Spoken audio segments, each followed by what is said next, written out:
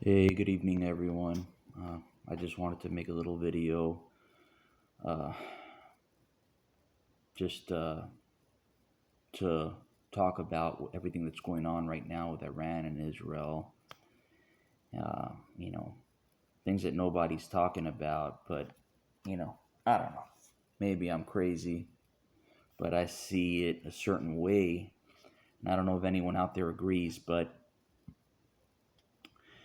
um, definitely we are in prophetic times and times. And, you know, I feel like we're in the part of Revelations where the seals are being uh, opened. You know, um, I've been a supporter of Donald Trump. My beliefs align with everything. I like everything he says, and a lot of what he does. He's not perfect, but definitely there's a lot of things that give me pause. And of course, I'm a Christian before everything. And one of the things that first really made me raise my eyebrow was when he got shot in the head because his ear is on his head. And it does say that he's wounded. I know when we talk about that part of the Bible, some people say, oh, yeah, but the Antichrist is shot in the head and killed and comes back to life. No, that's not what it says. He's wounded, right? He's wounded in the head. And so um, let's just look at that verse. So I could show you where it says that he's wounded. Anyhow, before I read the verse, I'll say I was actually even at the Trump rally that he did in the Doral in Florida. I live in Florida. Uh, a week before the rally that he got shot at. Okay, and on another channel that I have on YouTube, I literally made a video like that day. That's because it's the first thing I thought. And but anyhow, so let's look at that verse in chapter 13. Hold on. And in chapter 13, verse 3, it says, "And I saw one of his heads as it were wounded to death, and his deadly wound was healed. And all the world wondered after the beast." And by the way, when it says uh, head being wounded, in chapter 17, it does explain what the beast is because it says, "And I saw a beast with 7 heads and 10 horns." So it tells you that these are kings. It explains. A lot of people try to make everything allegorical and not literal. Um, and it really takes away from the Bible with all the prophecies in Isaiah, for example, that Jesus fulfilled, you know? And so it's kind of cherry picking and saying that's not allegorical, but what I say is allegorical. And but as we see in Revelation, sometimes we get things that are symbolic, and then later it explains it. It explains the candlesticks. So, and I'll show you that in a minute. But yeah, it says wounded, not killed, wounded and was healed, right? And then it says in verse 4, "And they worshipped the dragon, which gave power unto the beast, and they worshipped the beast, saying," the beast, the person, the king, right? "Who is like unto the beast? Who is able to make war with him?" All right, think of that. So there's going to be a world leader, a king, right, that is wounded in the head, and that people are going to wander after him, and they're going to say, who can make war with him? And there's a scene in a movie called 300 where he and I guess it might be Persia in a different way, um, riding up to Sparta,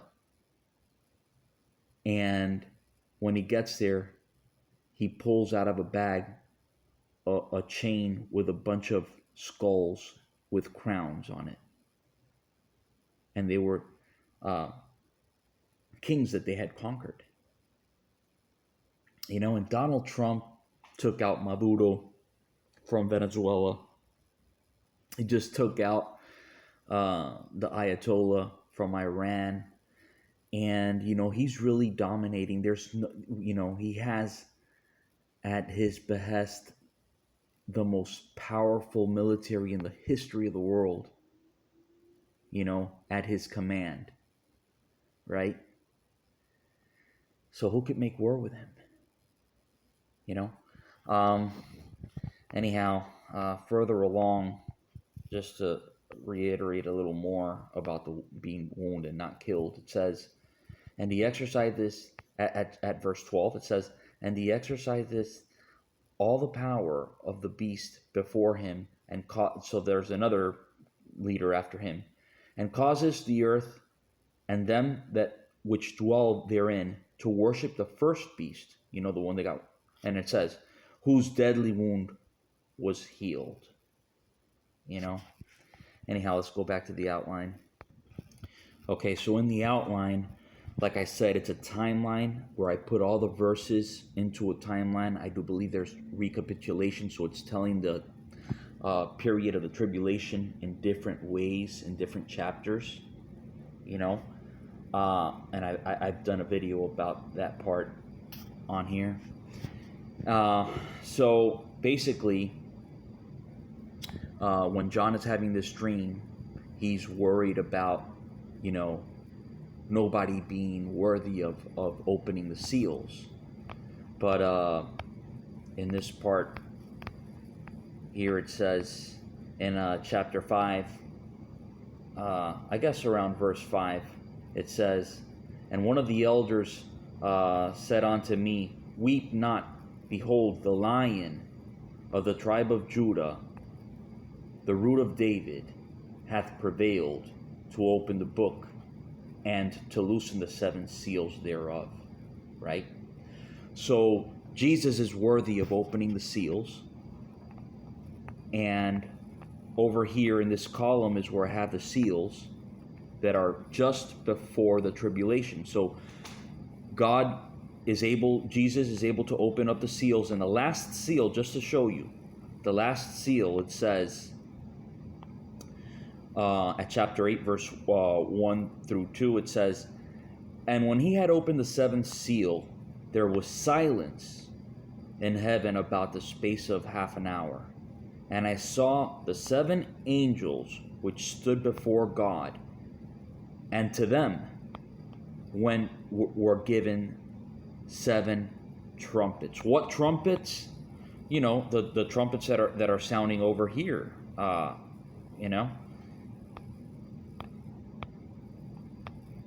At chapter 8, verse 7. The first angel sounded,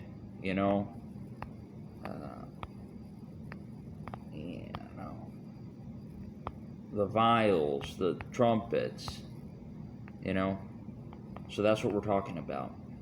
Oh, I moved that. So I believe that chapter 8, 11, 14, and 16 run parallel to each other because they all end in the same way. And that's what I want to advise and really warn everyone. We really need to stop the hate against Israel because this is all prophetic. And how does the tribulation finish, people? How does the tribulation finish? It finishes with everyone trying to kill or destroy Israel, and Jesus coming down at that place that in the Hebrew tongue is called Armageddon, and he destroys everyone against Israel. You don't want to be against Israel. You don't want to be against Israel. Look here.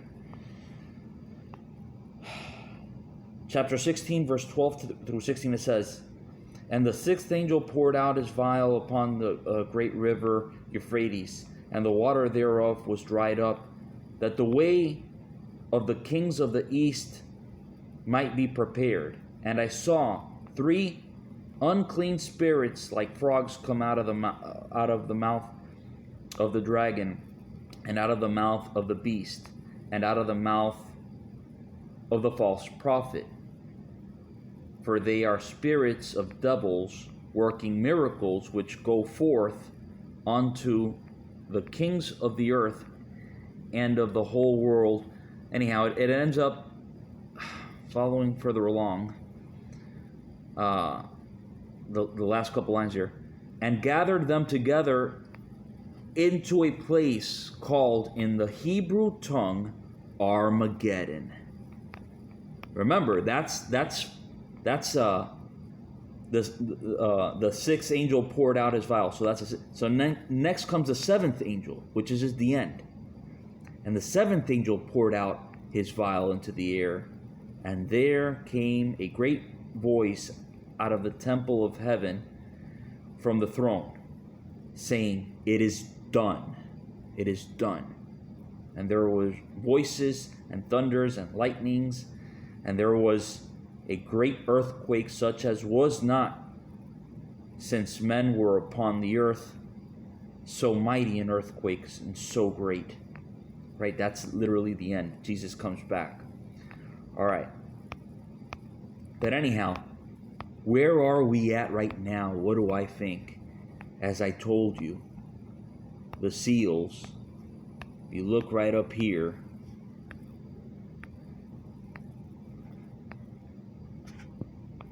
at Revelations chapter 6, verse 1 and 2, where the first seal, and that is the first seal, it says a seal, but you know that chapter 6, verse 3 says, and when he had opened the second seal, and Revelation 6, verse 5 and 6 says, and he had opened the third seal, and over here it says, and he had opened the fourth seal, opened the fifth seal. So, this is the first seal up here that I'm showing you.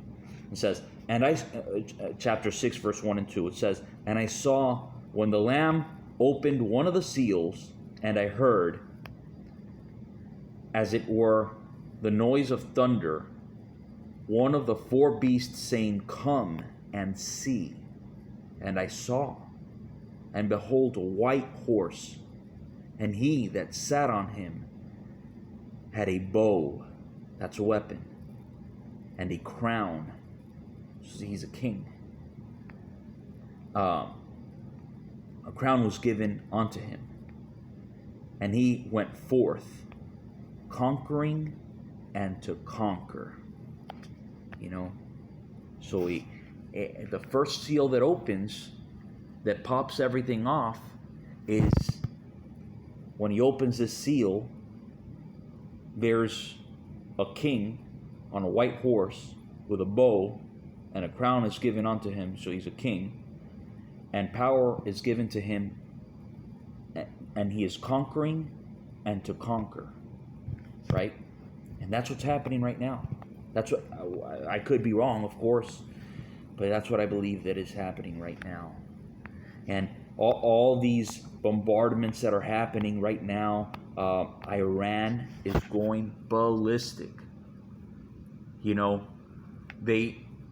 They are completely incapable. They are completely inept. And they, in the opening salvos of this war, the entire chain of command was taken out, right? But they're still fighting. And disorganized as they may be, they are just following their orders. Kind of like how they say the SEALs are to finish the mission no matter what. Even if their leader gets killed, even if everyone gets killed, right? The SEAL knows, a Navy SEAL knows that he has to finish the mission. Finish the mission, even if he's alone, until the end, until he dies. And, these guys, though they're not as good, they're not as organized, they do want to fight. And they are throwing everything. They are throwing the bathroom sink at everyone around them. And no one is calling them out. None of the wokies, none of the Democrats, none of the Islamists are calling out Iran, or or screaming Bloody Mary because they are indiscriminately rocketing the United Arab Emirates, Bahrain, Saudi Arabia, Qatar, Kuwait,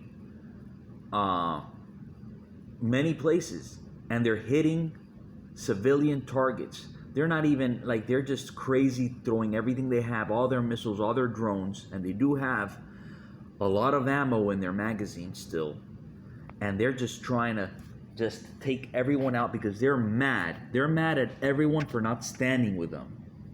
They're mad as hell with everyone, and no one's calling them out. But one thing I'm going to say is, right now we're seeing some of the highest volumes of missiles coming in to Israel, and they're not well aimed, but they're hurting a lot of people. And take note, people, because in one of these strikes, mass strikes that they are doing, it could be that they might take out the Dome of the Rock and the Al-Aqsa Mosque.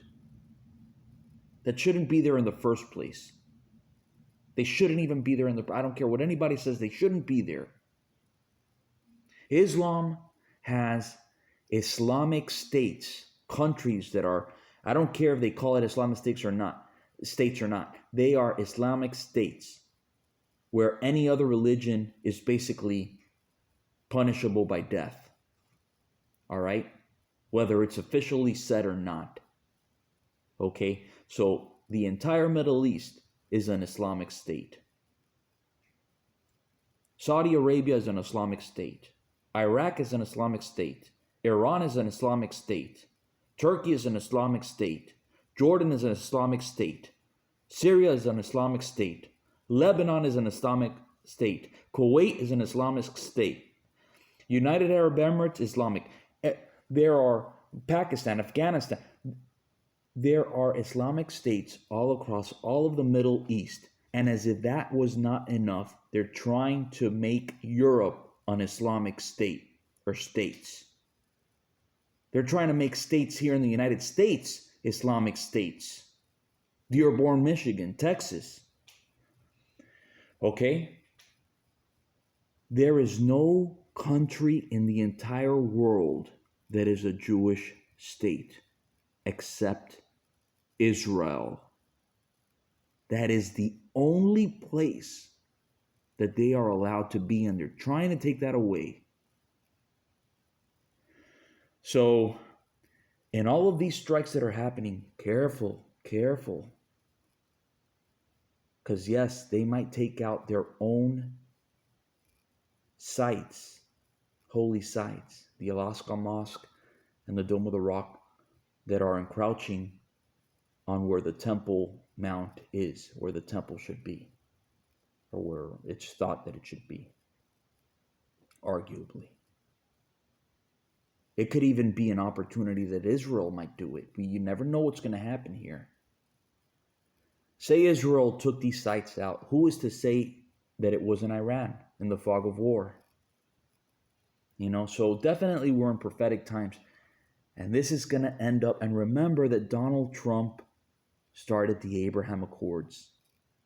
So he was shot in the head. His wound has healed.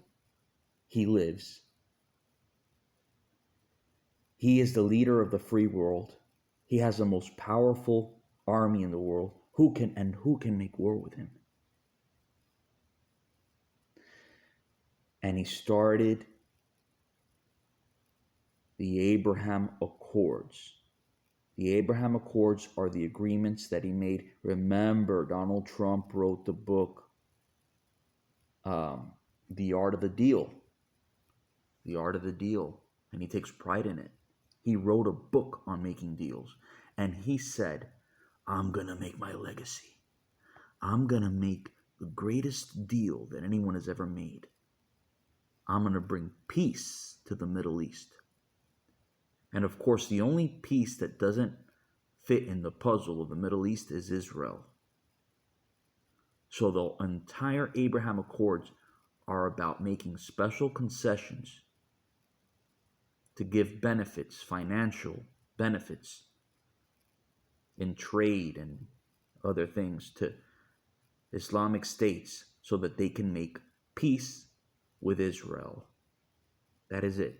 That's what the Abraham Accords are about. And he started it. And remember that the tribulation period begins with a geopolitical agreement, right? One of the recapitulations that I see at the beginning of the tribulation is Revelations chapter 11, verse 1 through 3, where it says, and there was Jesus telling to John, or John is saying, and there was given me a reed like unto a rod, and the angel stood, saying, rise and measure the temple of God and the altar and them that worship therein. But the court which is without the temple leave out, and measure it not. For it is given unto the Gentiles, and the holy city shall they tread underfoot, and 40 and 2 months, which is 3.5 years. And I will give power unto my 2 witnesses, and they shall prophesy 1,260 days cloth, which is, by the way, 17 days shy of 3.5 years. So the whole thing starts with a geopolitical agreement. And again, Israel is Israel. They're not, the devils, the demons that people say. Christians say that the Jews that we see today are, where it says in Revelations, those that say that are Jews but are not and do lie, that are the synagogue of Satan. And these Christians don't realize that when they're putting themselves in the place of Israel, they are the synagogue of Satan. Yeah. You're instantly making yourself a candidate for that. But Israel is Israel. Even if they're not the genetically, the whatever. Remember in Exodus, when Moses left Egypt, he left with a great multitude. And God said to Moses that everyone that kept the law was to be treated as one born in the country, in the nation of Israel. And remember that they inherit with them. They call them the strangers that sojourn among you. The strangers that... So all the people that converted to Judaism throughout all of time, even if there's only a couple of hundred real genetic lineal descendants of Israel, it doesn't matter. Everyone else that is there is also part of Israel, because they are the ones that sojourn among them. You understand? People don't get that. Anyhow, guys, folks, stay prayed up and pray for Israel and their safety. And, definitely warn others. We are the watchmen on the wall,